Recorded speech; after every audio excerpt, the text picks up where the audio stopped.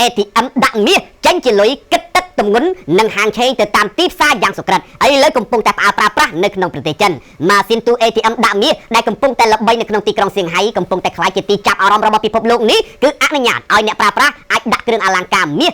មាសឬក៏ដុំមាសចូលទៅក្នុងម៉ាស៊ីននោះបានហើយបន្ទាប់មកវាប្រើឧបករណ៍រំលាយមាសនិងប្រព័ន្ធថ្លឹងទម្ងន់កម្រិតខ្ពស់រួចវាវាយតម្លៃទឹកឬក៏ភាពបរិសុទ្ធនិងទម្ងន់របស់មាសដើម្បីកណនាតម្លៃទីផ្សារជាក់ស្ដែងហើយបន្ទាប់ពីកណនាវាតម្លៃរួចរាល់ហើយទូ ATM នេះនឹងបញ្ចូលប្រាក់ដែលបានកណនារួចចូលទៅក្នុងកណនីធនាគាររបស់អ្នកប្រើប្រាស់តែម្ដងដោយប្រើរយៈពេលសរុបត្រឹមតែប៉ុន្មាននាទីតែប៉ុណ្ណោះវត្តមានរបស់ម៉ាស៊ីនដាក់មាសដំបូងគេនេះត្រូវបានបង្ហាញឲ្យពិភពលោកបានដឹងតាមរយៈអ្នកធ្វើមាតិកាស្ដីអំពីបច្ចេកវិទ្យាដ៏ល្បីល្បាញមកពីទូគីដែលមានឈ្មោះថា Denzu Yegan ដែលបានចែករំលែកវីដេអូអំពីម៉ាស៊ីនដាក់មាសដ៏អស្ចារ្យនៅលើបណ្ដាញទំនាក់ទំនងសង្គម X ទន្ទឹមគ្នានោះអ្នកជំនាញនៅក្នុងឧស្សាហកម្មរ៉ែមាសជឿជាក់ថាម៉ាស៊ីន ATM ដាក់មាសនេះគឺជាបច្ចេកវិទ្យាថ្មីមួយដែលបង្កភាពងាយស្រួលចំពោះសាធារណជនទូទៅក្នុងការជួញដូរមាសឬយកមាសទៅចាយប្រកបដោយទំនុកចិត្តមិនខ្លាចខាតទឹកឬក៏ខុសហាងឆេងទីផ្សារនោះឡើយវីដេអូស្ដីអំពីម៉ាស៊ីន ATM ដាក់មាសនេះទៀតសោតក៏បានធ្វើឲ្យអ្នកនិយមលេងបណ្ដាញទំនាក់ទំនងសង្គមលាន់មាត់ភ្ញាក់ផ្អើលគ្រប់គ្នាផងដែរដោយនៅក្នុងនោះអ្នកខ្លះបានសរសេរបែបនេះថា